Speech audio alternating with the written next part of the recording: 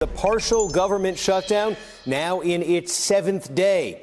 With no end to the shutdown stalemate in sight, President Trump renewed his demand today that Congress fund a border wall, adding a threat to shut down the southern border with Mexico. The president writing on Twitter, quote, "We will be forced to close the southern border entirely if the obstructionist Democrats do not give us the money to finish the wall and also change the ridiculous immigration laws that our country is saddled with." Hard to believe there was a Congress and president who would approve. In a string of additional tweets, Trump doubled down on the threat, saying, quote, "I would consider closing the southern border a profit-making operation." And in a separate tweet, the president issued a warning that, quote, "a new caravan is forming." Trump's incoming acting chief of staff, Mick Mulvaney, telling reporters the president is serious about that threat to shut down the border. The president seriously willing to do that? Yeah, he absolutely is. But to the detriment to the economy. All options are on the table. Listen, it's the only way we can get the Democrats' attention. Mulvaney said the White House is in the fight for the long haul. It would appear so are the Democrats. In a statement, House Democratic leader Nancy Pelosi's office said, quote, "Democrats are united against the president's immoral, ineffective, and expensive wall," the wall that he specifically promised Mexico would pay for. This comes as Homeland Security Secretary Kirstjen Nielsen visits the southern border with Mexico amid controversy over the deaths of 2 migrant children in U.S. custody over the last month. For more, I'm joined now by Annie Carney. She's the White House reporter for the New York Times. Ben Rhodes is a former deputy national security advisor to President Obama, and David Frum is a former speechwriter for President George W. Bush and a senior editor at The Atlantic. Thanks to all of you for joining us. Annie, let me start with you just on the basics. That threat from Trump today via Twitter to close down the southern border. His chief of staff, their new chief of staff, Mick Mulvaney, saying, hey, this is serious. What is your sense? What is your reporting? Twitter bluster, or is there a potential plan that could be implemented here that would actually close that border? For now, my reporting shows that this is the latest sign that he is just not backing down from his demands. This is just putting his foot on the pedal, trying to get the Democrats to agree to money to fund the wall. The latest sign that they are just in this intractable position and aren't planning to move from it. Other administration officials have met with Democratic leaders over the past week, last Saturday, and offered, hinted that there could be room for negotiation. And this is the president saying he really doesn't mind keeping the government shut down, and he's going to fight for the wall. So if it's a sign of intractability on his side, okay. But let me ask you the additional question on that. Are there any indications that there are discussions taking place, planning taking place, anything about actually closing the southern border? I haven't heard any of that today. And this isn't the first time he's threatened to close that southern border. He did it last month, threatening that if asylum seekers were coming over the border, he would close the southern border. So it's not the first time he's made that threat. He hasn't done it yet.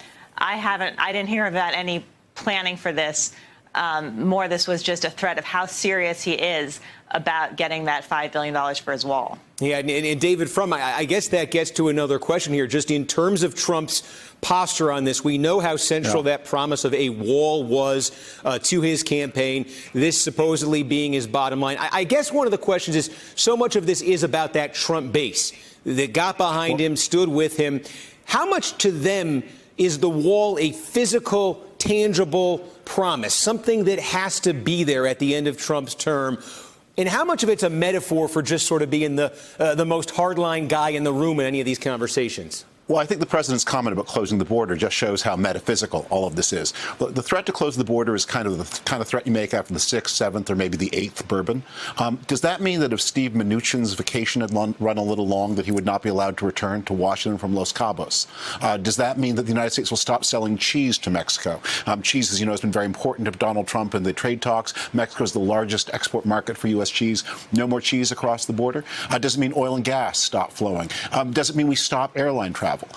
It's a $15 billion border. So how much of it is Donald Trump going to change? And what he thinks the border is just people driving across to move without any sense of the U.S.-Mexico relationship. So it's the kind of threat that actually the president can make interlocutors say, okay, you do that. You do just go right ahead, because they know it's empty.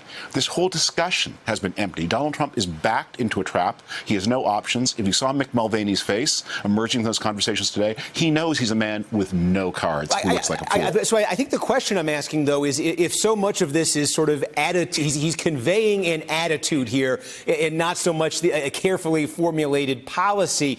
If this is about his base, what is the base willing to accept here? Is the base willing to accept a posture, even if it falls short of an actual wall?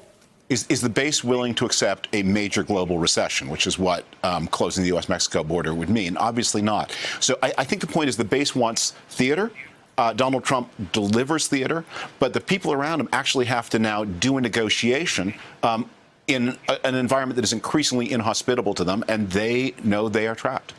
Ben Rhodes, from the standpoint of Democrats, because it looks like this thing is now going to, this shutdown, this dispute over the wall, the border is going to spill over into 2019, January 3rd, 2019. First major political event of the year. Democrats get back control of the House for the first time in 8 years. From the Democrats' standpoint, if this is a shutdown fight that stretches into January, that maybe defines the month of January, how comfortable are Democrats having their first month back in control of the House be defined by this shutdown potentially over any other plans they had? I don't think Democrats are going to budge. I mean, Donald Trump tried to close the midterm election by focusing on the border, as you know well. That did not prevent the blue wave from taking back the House of Representatives. All the public opinion polling shows that the public knows that Trump is to blame for the shutdown. Trump himself has said in his own words that he's the one who's shutting down the government. So Democrats are in a very strong position here. There's no reason to give in to a pointless wall that is not necessary to secure the border, that everybody knows is basically a stand-in for promises that Trump made in the campaign where he said Mexico would pay for this wall. And I think what we're about to see here is how Donald Trump reacts to divided government. He does not control all the levers of power in Washington anymore. For 2 years, he's been able to set the agenda to shape the conversation. Now there is real power in the hands of Democrats, and there is no reason whatsoever for Nancy Pelosi to have one of her first acts as Speaker caving to Donald Trump on a wall that the American people don't want, just because 30% of Americans who support Donald Trump want it. I guess that's the question then from a Democratic standpoint. If we say for Republicans, how committed is the base to a tangible physical wall? I guess the question for the Democrats is, for their base looking at this fight, Ben, what would define caving in? Because you've got this situation where Trump's saying, $5 billion for the wall. The Democrats are saying $1.3 billion for fencing, not a wall. They're saying fencing along the border. Now you've got some activists on the left saying, hey, not even $1.3 billion for that. What's the bottom line here where Democrats would say this is okay, but this is a cave-in? Well, look, I think the reality is we don't need this wall, nor do we even really need plus-ups in border security. The numbers of number of people coming into this country illegally has been dropping significantly over the last decade. I do think what the Democrats can say is, look, we've been reasonable. We've said we will allocate additional funding for border security, not for the wall. That's what we're willing to do. And that's a logical compromise to say we'll do some plus up for some fencing, for some additional border security, but we're not going to pay for this wall. And I think people know the Democrats don't control the entire government. What they can do is say, we have a different agenda. We have an agenda to rebuild our infrastructure. We have an agenda to secure voting rights for the American people. We have an agenda that can put people to work. And Donald Trump is focused on a wall. And that's a very comfortable fight for Democrats to have. Say, look, we were willing to compromise on border security, but we're not going to pay for some wall that we don't need and that people don't want. Well, it needs to be stressed. $5 billion doesn't buy a wall. $5 billion is a fig leaf. And the question it's a way for Donald Trump to cover a retreat. And the question, and it's going to be an interesting question what Democrats decide, do they want to give the president a face-saving exit, or do they want to impose a humiliation on him? Because they could do either, and it'll be a tactical question which they want to do. In the past, this is not the first government shutdown we've been through, a couple of high-profile ones over the last generation. During one of those, Donald Trump said that he believed responsibility for a government shutdown belongs to the president. Back in 2013, he said that President Obama should be fired over a pending government shutdown.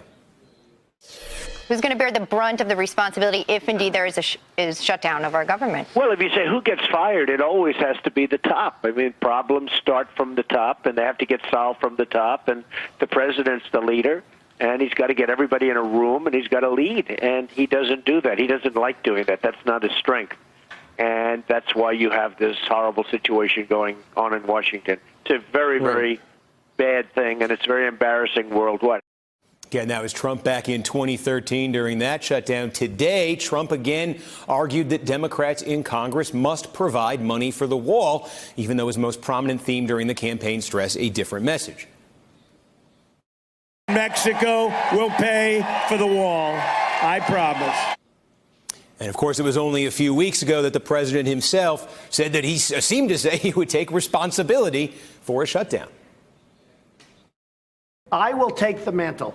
I will be the one to shut it down. I'm not going to blame you for it. The last time you shut it down, it didn't work. I will take the mantle of shutting down. Hey there, I'm Chris Hayes from MSNBC. Thanks for watching MSNBC on YouTube. If you want to keep up to date with the videos we're putting out, you can click subscribe just below me or click over on this list to see lots of other great videos.